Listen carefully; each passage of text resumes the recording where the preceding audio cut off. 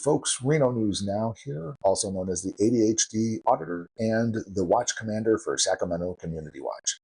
I'm here with another video today. This time it's with the Nevada Cares campus in Washoe County, Nevada. Now, just so you folks know, Washoe County and Sparks and Reno have teamed up to create this Cares campus, which in theory is supposed to help the homeless population here in Nevada. However, we believe that there is some major issues with the Cares campus, especially with them respecting people's rights. Now, we have heard some way too many stories about how they treat the homeless poorly. And while we do hear some good things coming out of the Cares campus and some success stories, especially portrayed on the news, with traditional media, we do hear more bad things than good. Now, we'd like to point out that we have been to the Cares campus before, and they have called the police on us before, and they have been told that we were allowed to go past the gate. Now, they have two gates.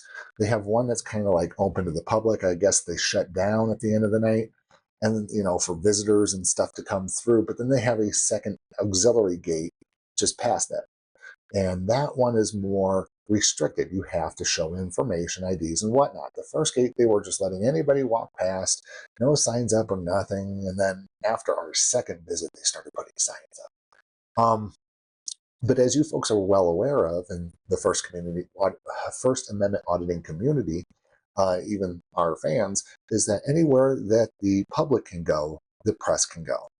And that was their major issue, was that we were recording past an area that they don't like. Now, if you've known anything about this Cares campus, if you watch anything on TV, they carefully curate and create and work with the traditional media to put themselves in a good light. So whenever non-traditional media like us show up with our cameras, they freak out because they can't control the narrative anymore. And it's just sad. So in this first video, you've probably seen it over on the Sacramento Community Watch channel. It's where Deputy Kee comes on scene. Sabrina, the teenage Karen, Sabrina Sweet, the teenage Karen, is what we call her, winds up going over to Tyrant Kee and going, oh my God, they're trespassing. You need to arrest them. They're trespassing. Yes, trespass after one. And Sacramento's going, we didn't trespass. We were allowed to go back there. If we were back there at all, it's like, whatever. So I'm going to show you this video where the deputy made a huge mistake. And I'll cover it here in a second, and then we'll go ahead and cover the audit over at the Washoe County Sheriff's Office about this incident. What's your name, dude? Huh? Oh, I don't give it. What's up? Okay, can I get your ID? For what? No, I don't get it unless I... trespassing right now. No, I only give it if I commit a crime. Okay, well, you are a suspect in a crime. No, actually, I'm not. I will take your ID. That is a lawful order. That's a lawful order? Yes, I don't have ID on me. Okay. So it wouldn't matter anyways. Yes, you heard correctly, folks. Deputy Kee was going to take my ID. My name and date of birth? If I committed a crime, I'll do it, but I haven't committed a crime. I'm not going to give it. Yeah, if I committed a crime, that's why we're out here. That's why we have all this body camera. I'm very aware. Right. If you need to, get your sergeant out. They told us. Right. They told us the last time we were good to go. You guys should be informed this time that we're good to go. We don't understand what the problem is. You are being informed right now that if you do not provide an identification, you will be going to jail. Okay. Well, then I'll go to jail then, and I'll be filing a complaint against you. Right. Yeah. Put your camera down, please. That way. Okay. That's what we're doing, dude. Okay, folks. So did you see what happened there? So Sabrina, the teenage Karen, who was to the right, and Deputy Kee, who was to the left, got done with the conversation. Mind you, no investigation has taken place. There's only, at this point, like the officer says, he's a suspect in a possible trespassing. So the problem is he's starting to ask for ID. He's trying to do an investigation. I get it. The problem is, though, is the officer's not following the steps of the investigation. Because if he does have reasonable articulable suspicion that Sacramento Community Watch and his team did illegally trespass, then he should get some proof, because at this point, it's all hearsay. Miss Sabrina, the teenage Karen, is going, they're trespassing. Sacramento Community Watch and their team is going, no, we did not. Chief's going, I didn't trespass. I haven't committed a crime. You said we could be back there. You know, this is what it is, folks.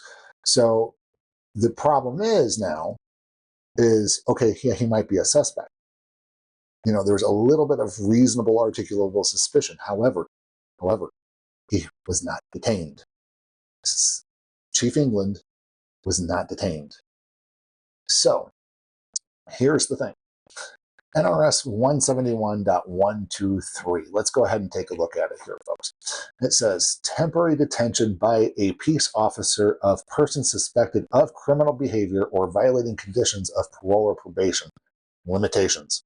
Nevada does not have a failure to ID law.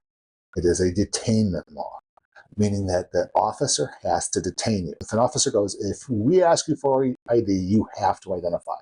That is a falsehood. They have to detain you. It's the detainment law. Every officer should know this law, like every auditor in Nevada knows NRS 171.123. So NRS 171.123 says, on the first paragraph, any peace officer may detain a person whom the officer encounters under circumstances which reasonably indicate that the person has committed, is committing, or about to commit a crime. So at this point, the officer says that he's a suspect in a crime. He hasn't said, oh, you're being detained because we believe you are a suspect in a crime of trespassing. At this point, it's all hearsay. Officer never caught him. Besides, trespassing is a misdemeanor. So again, it has to be done in the officer's presence. As far as the officer is concerned, walking up onto that scene, everybody's out in public. Nobody is trespassing. So let's go to the second one here. So the second one says, a peace officer may detain any person officers encounter under circumstances reasonably indicate that the person has violated or is violating the conditions of the person's parole or probation. The chief is currently appealing his current status with Tony the Tyrant, and therefore any court judgment is currently suspended. So the chief is good there. He's not violating probation or parole by committing another crime, because he hasn't committed a crime, folks. So 3, the officer may detain the person pursuant to this section only to ascertain the person's identity and the suspicious circumstances surrounding the person's presence abroad. Any person so detained shall identify himself or herself, but not may be compelled to answer any other inquiry of any peace officer. So basically what that says is, once you are detained, then you are compelled to give your name and identify yourself and what you're doing abroad. However, give your name, plead the fifth. But again, did they meet paragraph 1 or 2? Nope. And then paragraph 4 here at the bottom basically says that they can only detain you for 60 minutes and they're not allowed to move you unless they arrest you. So, with that being said, folks, what did the officer arrest him for? What did he detain him for? But if you do not provide an identification, you will be going to jail. Okay, well then I'll go to jail then. And I'll be filing a complaint against you. All right. Yeah. Put your camera down, please, Zoe. Okay. He detained him for failure to ID. The only problem is the officer never had him detained, so therefore the officer could not ID him. Officers playing catch-22 with the law here, folks. It's plain and simple. It's just, they cannot arrest you for failure to ID. That is a secondary crime. You have to be detained first. So yeah, if the officer has reasonable articulable suspicion and says, yes, I'm currently detaining you while I'm investigating a crime because we believe you were trespassing, Yeah. Then you hand over the ID cookie, but the officer failed to detain the chief first. Okay, folks, so another thing I want to point out that police officers love to throw around is that's a lawful order. You know, it's funny. You ask a police, more people need to start asking the police what their definition of a lawful order is. So I asked an AI chatbot what their definition of a lawful order is. And here's an AI's definition of a lawful order. First, it goes, a lawful order is a command or instruction issued by a person with legitimate authority that's within the bounds of the law. Sounds like a sheriff, right? Yeah. So score one for the deputy. Okay, so let's take a look at the second one. Issued by a competent authority, the person giving the order must have the legal right to do so. So competent authority is a loaded term. They got to know what a lawful order is in the first place. So I'm going to go ahead and give this one again to the deputy, but not as a competent authority, but as a person giving the order must have the legal right to do so. So he still has the legal right to give a lawful order. Okay, so 3, clear and specific. The order should be ambiguous and outline what is expected. Okay, so yes, a lawful order, give me your ID, could be considered a lawful order. So again, third one for the deputy. Again, these are low hurdle bars for him to cross. So let's go ahead and read the fourth point here. Relates to lawful duties. The order must be connected to the individual's legal responsibilities. So as we just discussed in NRS 171.123, he had to detain him first. It's not a lawful order to ask to get their ID until you detain him. As far as Chief was concerned, he wasn't detained yet. The officer never formally detained him. It wasn't until he says, okay, because you're not going to give me your ID, you are now going to jail, you're under arrest. I need you to turn around. He was being detained. But again, you cannot detain for failure to ID. There is no failure to ID. It's the detainment law. Okay, so the fifth definition of a lawful order, or the fifth bullet point to the lawful order of an AI's definition is, does not violate rights. Does not violate rights. The order cannot infringe on the individual's legal or constitutional rights. Chief has a Fourth Amendment right to be secure in his person's papers and effects, i.e. his name and his driver's license or his identification. And again, he wasn't detained. He may have been a suspect, but he was never formally detained. He did not say, I am detaining you because you were trespassing. No, he said, you are a suspect. He could be a suspect up and down all day long, but he has to do an investigation at some point. And again, a crime about to be or has been committed never happened in his presence. You shouldn't never put the torture cuffs on him. And again, that's one thing I agree with Chili DeCastro over at Delete Laws. They don't need the torture cuffs. They can do a virtual detainment. You need to stay here. I need to be able to find you. You are being detained. You should stay right here while I go conduct my investigation. And if you leave, there will be a warrant out for your arrest. I will arrest you if you move across the street or go wandering off into the crowd. And I can find you again. I will arrest you. Give nonviolent, law-abiding citizens a chance not to be put in torture cuffs. It's not necessary. Have a reason to put them in torture cuffs. Anywho, continuing on here. So, no, it was not a lawful order. He had no business to get the man's ID. He never got the ID, and he never went to jail. The supervisor came out and told him, yeah, no, they were fine.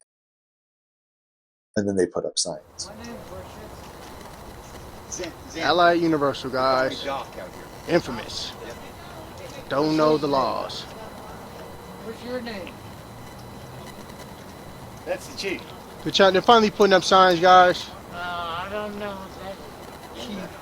I guess they're attempting to. That's They put up signs afterwards clearly stating no trespassing after that point. See, that's what the government forgets to do, folks, is they think just because they put police vehicles only and not the proper signage, until you put the proper signage up, it does not matter. You have to put the proper signage up along with the statute, so that way people with smartphones can go in and go, oh, yeah, I shouldn't be doing that.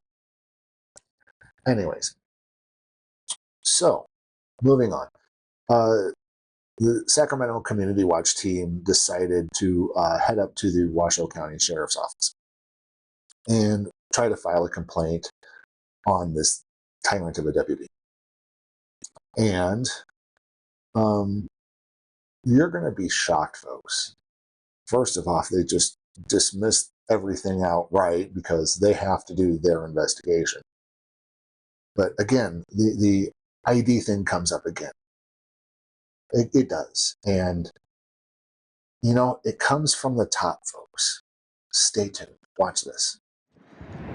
Hey folks, Reno News Now here, part of the Sacramento Community Watch Network, also known as the ADHD Auditor. Hello to all my neurotypical and neurodivergent followers. We're here at the Washoe County Sheriff's Office to file a complaint about the CARES campus and the illegal detainment of our watchmen.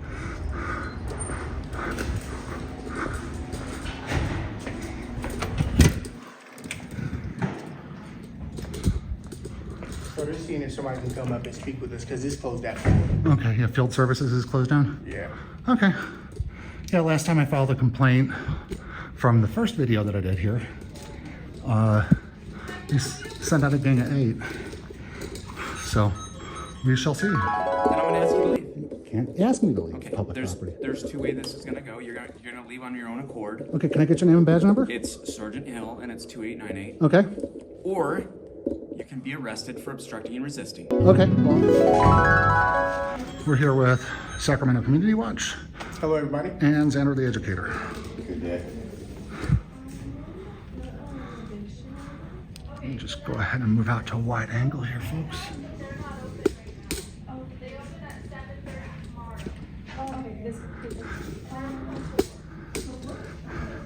You know, they're probably going to come through this door here.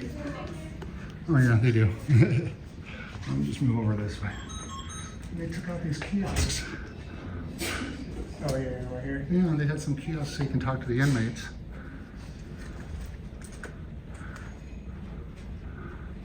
Wow, why would you take them out? That's crazy. And probably, oh, they got some more over there, but A few minutes later. Sheriff says the lobby's open 24/7, but I don't know if they're, oh, there we go. Hey, guys. Hey, how's it going?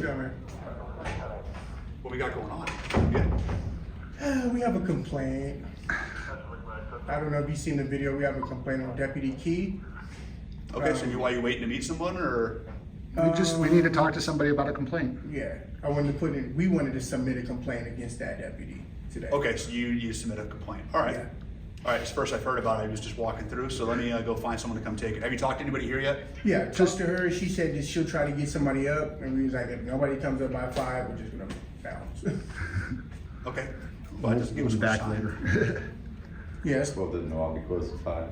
What's that? because the lobby closed. No, not if we're dealing with something. I mean, obviously, we're not gonna wait till 4:59 and then come and say, sorry. Well, you'd be surprised. There's YouTube videos out there that say otherwise. Yeah. Not by you guys, but yeah. Just give me a chance to figure this out, all right? Not a problem. They should make sure that the probable cause is clearly stated every step of the way. And if the officer can't articulate a probable cause, they should. Who should I be addressing? Chief here. Chief? All right. This is my business card. So I'm the detention operations captain. So I've contacted patrol because the deputy you mentioned is a patrol deputy. They're gonna have a supervisor come down and talk to you. Okay. Okay, so I'll stand by with you guys if you want, just to make sure that someone doesn't wander by like I wandered and say, what are you guys doing here? We're closed. Okay. I Is that appreciate okay with it. you guys? Yeah, absolutely. Thank you so much. What was your name? Venn, V-E-N-N, like a Venn diagram. Oh, wow. Ben Dyer. Yeah. Excellent, thank you. Thank you so much. And you were very professional, by the way, from Thanks. starting all that. So You we guys have any appreciate it. questions about the facility or? sheriff's office in general I can help you out with? Actually, I do have some questions, actually. You want me to hold that? My car? Oh, yeah, one. You want each one? Oh, no, we're fine with one. So, Sacramento Community Watch. Sacramento Community Watch. Okay.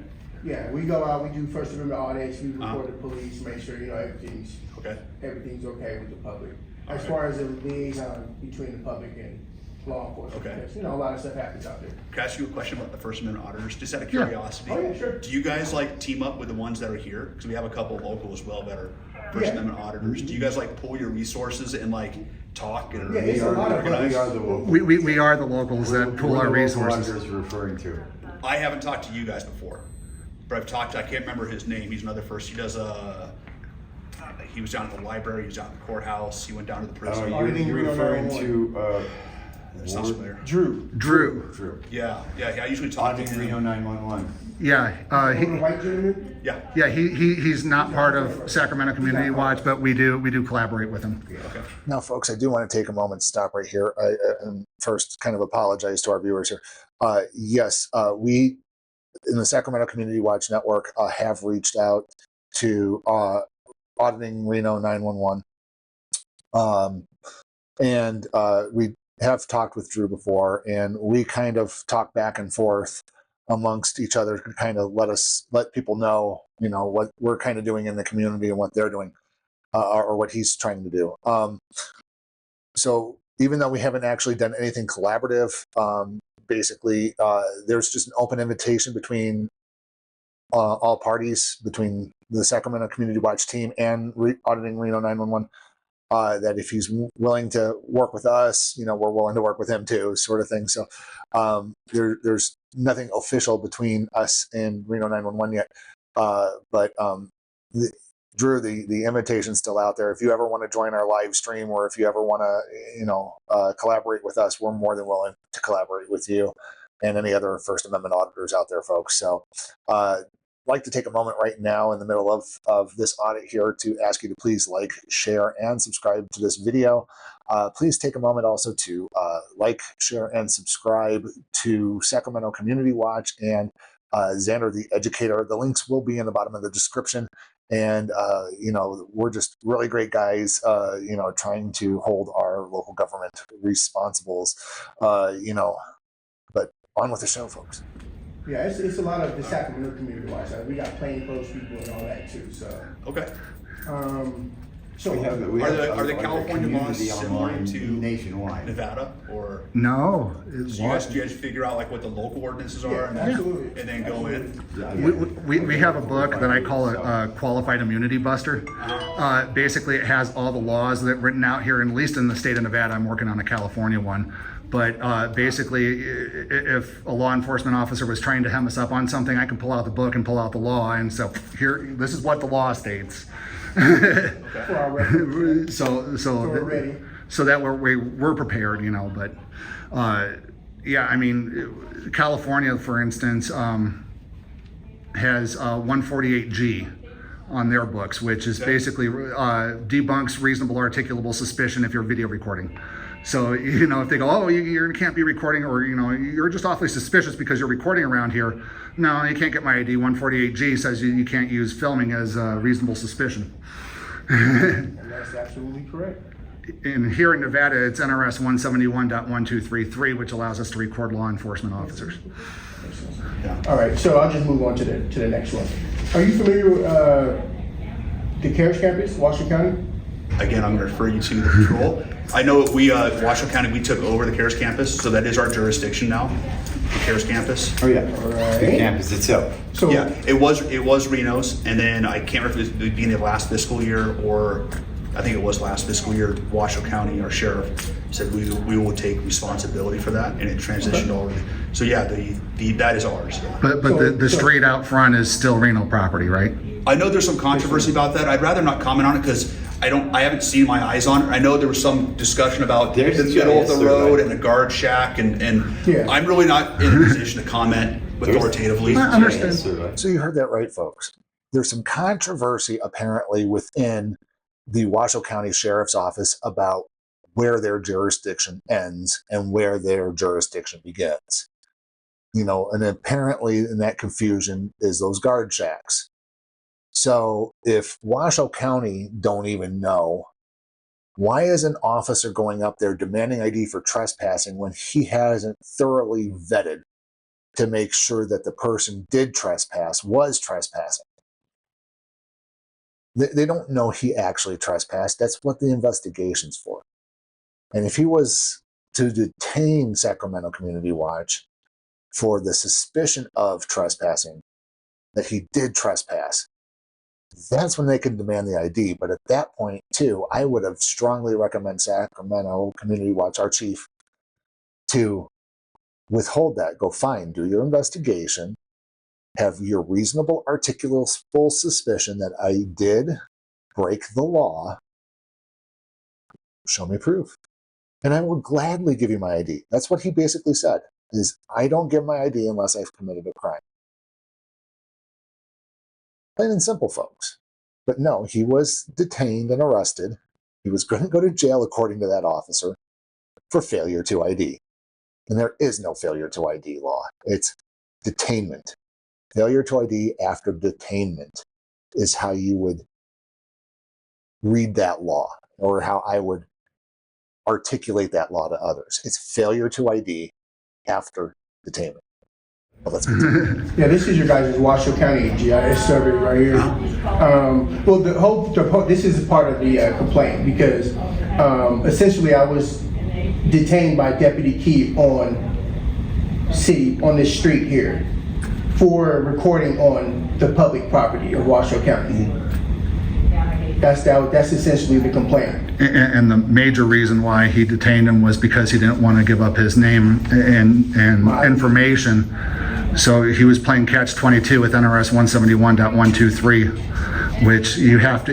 You had two separate issues then? Mm-hmm. You have two separate issues. One, what did he lawfully detain you? And two, was the location he lawfully detained you, did we have jurisdiction in that area? Mm-hmm. The second part is yes, we absolutely did, because the city of Reno falls within Washoe County. So county codes all apply throughout Washoe County. Mm-hmm. We absolutely can, and we can force NRS Category 1 peace officers. The first one, I haven't read the CAD call. I don't familiar with the call, and I'm not comfortable commenting on the actions of a deputy that I don't know the background to it. I'm sure you understand that. It's perfectly acceptable. I mean, you're in different departments. We get it. A question that might just completely end all of this. Is it legal for an officer to take someone into custody for a misdemeanor that they didn't see occur because of a phone call? Okay, let's rephrase that. Is it legal for an officer, any Category 1 peace officer state in Nevada, to take someone into custody for a misdemeanor that was not committed in their presence but was reported by a phone call? Right. Mm-hmm. Is the reporting party willing to sign the probable cause sheet? We don't know that yet. They just showed up on scene. Okay, well that's an incomplete question then.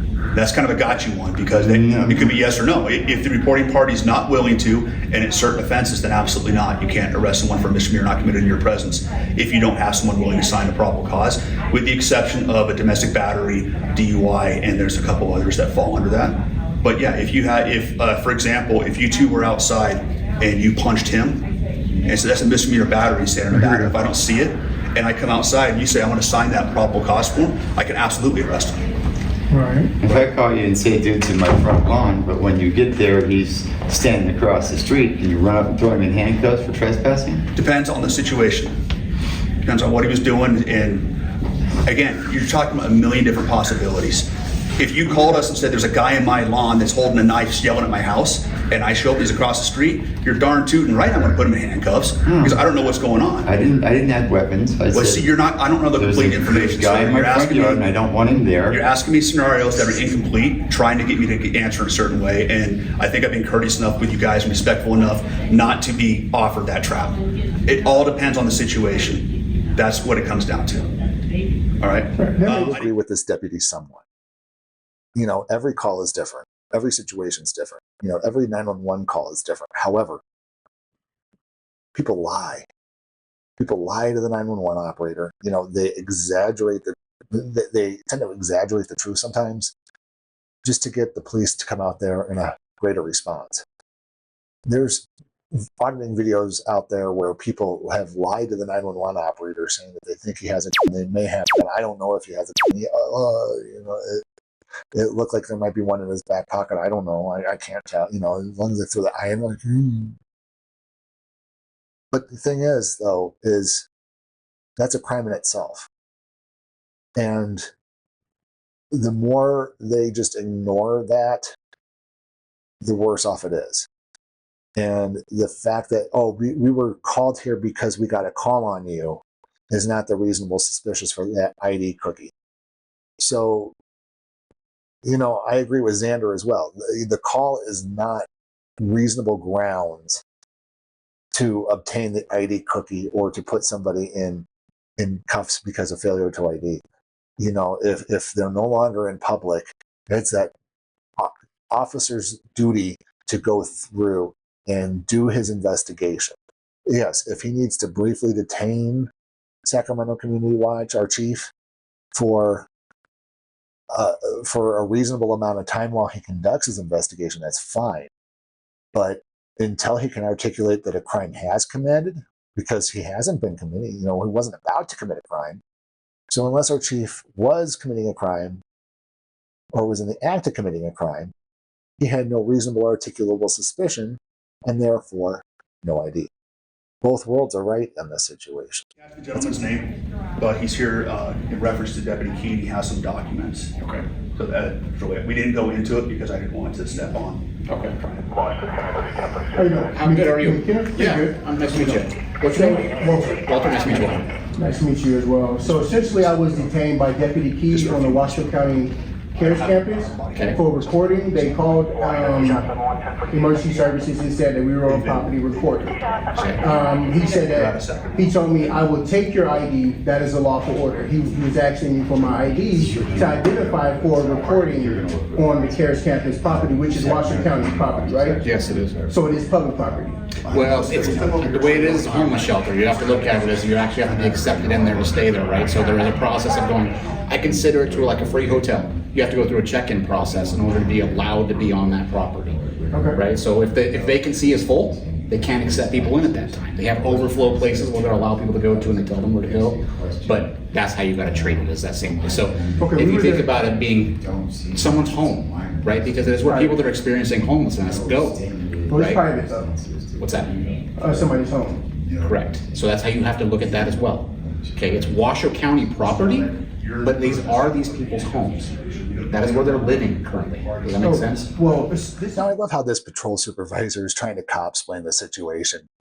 You know, this is private, but it's public. Yes, it is Washoe County, but it is somebody's home. The problem is here, officer, is that it's both in this situation. Yes, it is. However, it's still government. And government rules play a little bit differently than private. And the way it works is once it's open to the public, it's open to the public. Once it's private, it's private. And the difference between public and private is just like in his building there. They have a public section and they have a private section. The issue is you have to clearly define the layers. You have to clearly define what is private and what is public when it comes to public property. You have to create the privacy. You have to put up the no trespassing signs. You have to put up the physical barriers. You have to make sure those physical barriers are being used. If they're checking IDs at the first gate to make sure people are supposed to be there, they're supposed to check everybody. If one member of the public can slip through, the press can slip through. And that is the crux of the situation. And it wasn't until the end, when they put up the signs, that they made that particular area private. This is where I was located here. Okay. I was here on this city street. So that's Reno's jurisdiction right there. Yeah, it's RPD. Yeah, he arrested me for... Did he take you to jail? No. He was detained. Detained. Okay. He was never arrested. He was detained. I would take your ID. That is a lawful order. Okay. He was trying to get my ID from us. Okay. And when he didn't give his ID, he then detained him because he did not give his identification. Okay. He fell into catch-22 with NRS 171.133. 1233. I'm sorry. 123. So I'm still trying to figure out what is the problem, what happened. That's correct. He can do that. Well, you have to identify yourself. When law enforcement make contact with you, you have to identify yourself. Well, you have to identify yourself. When law enforcement make contact with you, you have to identify yourself. When law enforcement make contact with you, you have to identify yourself. You have to identify yourself. Did you just hear that, folks? Anytime a law enforcement contacts you, you have to identify yourself. That's not how NRS 171.123 reads. That's not how Hibble versus Nevada works. You only have to identify yourself if they have reasonable articulable suspicion of a crime that is, was, or going to happen. Fourth Amendment rights by oath or affirmation, folks. Come on, and this guy is a supervisor? He's the one out there teaching them these things. And I'm about to correct him. Keep watching. Well, you have to identify yourself. When law enforcement make contact with you, you have to identify yourself. Negative, sir. Even absent of a crime. I wasn't there. I don't know what he was investigating. I don't know what you saw. What he saw. So We're saying he did not. I have to review his body camera to determine exactly what happened. What we're saying is under NRS 171.123, you have to have reasonable articulable suspicion that a crime has been, is going to be, or will be committed by a person, or you have to have under subsection 2, you have to have reasonable articulable suspicion that they are a violation of probation or parole. None of that was articulated. He was detained because he would not give up ID. So therefore, we're running into a catch-22 with the law. You cannot detain somebody just because they do not give you ID when you have not articulated a crime that you can detain him for in the first place. If you don't like the way that's written, you guys can petition. You can go to your No, that's the way it is written, sir. and you can get those changes that you're looking for. No, that's the way it is written, and what we're saying is he detained him for lack of ID. Okay, but again, I'm trying to reason with you right now. Okay? Right. I wasn't there. I don't understand. Exactly know what happened. We don't know what the court transaction was. We don't know if there was a what time he felt unsafe. What we're trying to do. You got detained for no awful reason. We don't know again what the court transaction was, what the dispatch was. Right. We're trying to give our side of the story so that way you guys can take the complaint and do your research and get our side of the story So from if it. you want to do a formal complaint, you Yes. can file that with our Office of Professional Integrity. So you guys can do it here, like if I wanted you to like jot it down for me, you guys wouldn't be able to do that. You would have to file a formal complaint with the. Do you have a complaint form that we can fill out? You should have one in writing too, according to the law. I can go see if I can find a form, but it's easier to do it online because it fills in all the boxes for you. It's like when you type I in just one like box. to do it in writing. Let me go see if I can find a form for you. Absolutely. Okay? I appreciate it. Now, folks, I would like to point out that I had to reread the law on this one, and I was just a tad bit wrong on it, but I still believe they need to provide paper ID or paper complaints. Let's take a look at that law, NRS 289.055, written policies complaints, okay? So it says, establishment and availability of written procedures for investigating complaints and alleged allegations of misconduct. Each agency in the state that employs peace officers shall, 1, establish written procedures for investigating any complaint or allegation of misconduct made or filed against a peace officer employed by the agency, and 2, make copies of the written procedures established pursuant to subsection 1 available to the public. So basically the way that I read this is that you need to make these written policies available to the public, so in written form. And if they're making a complaint, you might as well have a complaint form and attach these policies to the complaint form. Or at least, here's a pamphlet on how to file a complaint. Just referring to somebody online is the equivalent of them doing that to FOIA, or the NORA for Nevada Open Records Act. So saying that, oh yeah, well, we do open records, but they're all online. You got to go online. No, I have the right to file a written complaint at the office. And the fact that you don't have written complaints out in the lobby just shows how unprofessional this particular government agency is. Complaints happen all the time, especially when you're a public agency. So let's continue. Yep, no problem. And then would you want to fill that out today and stay here and do that and then turn it in? Is that what you're looking to do? Yeah, definitely. Okay, Because he was also detained as well. you know the investigation doesn't end in 10 minutes. Well, yeah, So we would yeah, have to take the paperwork and that gets submitted to the Office of Professional Integrity and then they'll do their investigation. That's basically what we're looking for, is we're looking for a complaint that's a complaint form that you're required to have by law. Okay, we do have those. They're on our website. Yeah, well, you also have to have them in paper according to the law. And I will go put one out for you. Wonderful, Okay, thank you. from the website. So, all right, I'll be right back. I have another question. Yes, sir. Yeah, I'm having Marie pull up a hard copy because they don't want to do it online. Okay. Do you guys want to take it with you and fill it out and bring it back? That's probably what we're gonna do because it's getting late. Okay. Here's the I'd deal. like to consult with. What we're gonna do now is I'm gonna cut my lieutenants free because they got their night shift guys coming on and they got to get them ready to go out. All right. Sure. I'll sit with you, or I'll call a deputy to sit with you, if you want to fill out that form, or you can take it with you and bring it back tomorrow. We just need the form. We're good. Yeah, Okay. yeah, we just need the form, and if you're uncomfortable with us being in here, we can probably move out to that other lobby. I told you guys to stay here. Okay. There's nothing saying you can't stay here. And I want to say I talked to you guys maybe about 6 months ago, maybe something like that. I can't remember what it was, but we were up in here. Yeah, I don't know if you guys remember his first time here. It was, I came on a weekend and I had 8 deputies come out and, They bum rushed him and told him if he didn't get out, that they were gonna make him get out and stuff like that. So. That was way before me. But yeah, no, and I've put it to the wayside. I filed complaints and But again- I find it resolved, so. No, again, I just want to But- thank you guys for your time. And No, again, no, thank you. hopefully we can, answer the questions for you as best we can, And again, we love it when people are, when officers try to be open, honest, and transparent. So, thank you so much. Hold up your shit. You gotta go. I appreciate it though. Thank you, though. Hold them up. All right. So you guys, you have a nice Captain's bars, night. right, You sir? too, man. Nope. Those are captain's bars, right? Yeah. Yeah.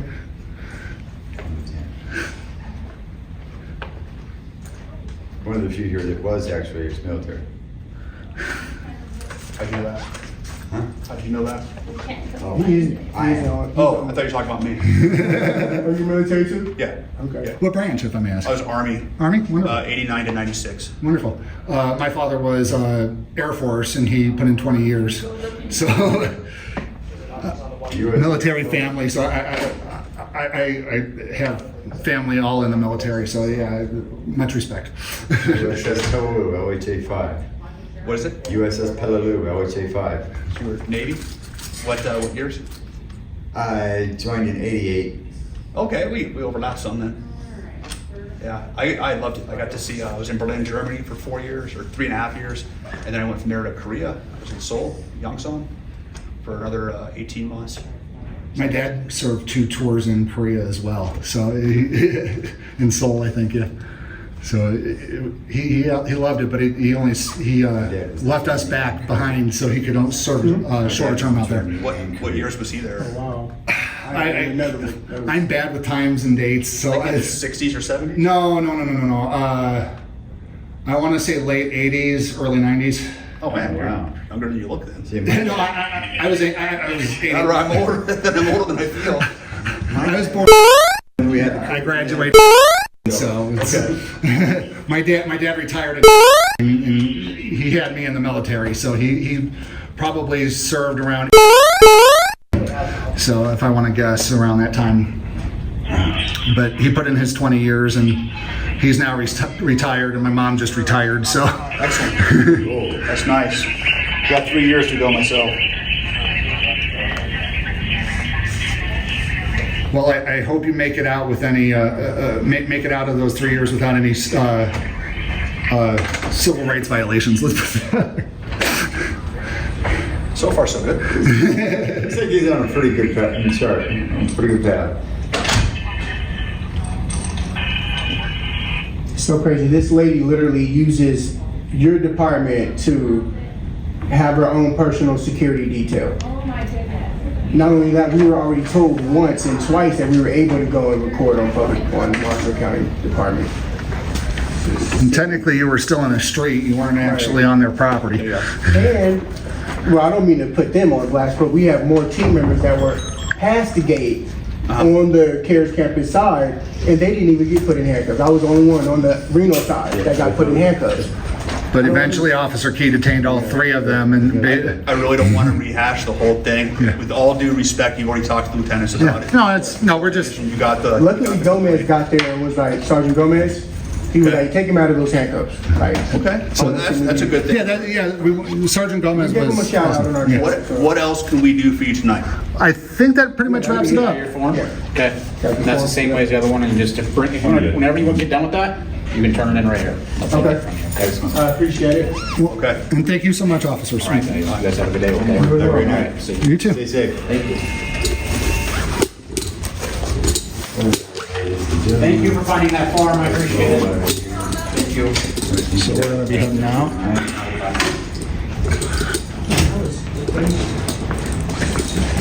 36 minutes on my clock. That's a long video. Yeah, and there's editing. Hours and hours of editing. So yeah, I'm just gonna go out front. So folks, that's it for Washoe County Sheriff's Office. So, folks, yes, that does end our little saga with the CARES campus and the Washoe County Sheriff's Office. Again, I do believe we've filled out the complaint forms and we've turned them in. However, as you probably are well aware, the result is already in the bag. You can tell already. We've investigated ourselves and we found no wrongdoing. Guaranteed. That's how 90% of these things come back, folks. You know, we still haven't heard anything on any of the other tyrants that we've turned in things on. It's just, it's sad. But, you know, hey, folks, please hit the like, share, and subscribe buttons, folks. You know, every little bit helps. Reno News Now is in the process of trying to get monetized.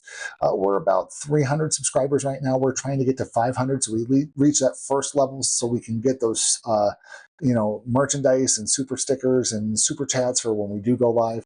You know, I do have something coming up at the end of the month here, folks, at the end of August, the last week of August. So definitely hit that bell notification and change it to always. So that way, if I do go live, you guys are the first to know, and we can, you know, there's some good things that might be coming here. If I can find the time again, it's that work-life balance.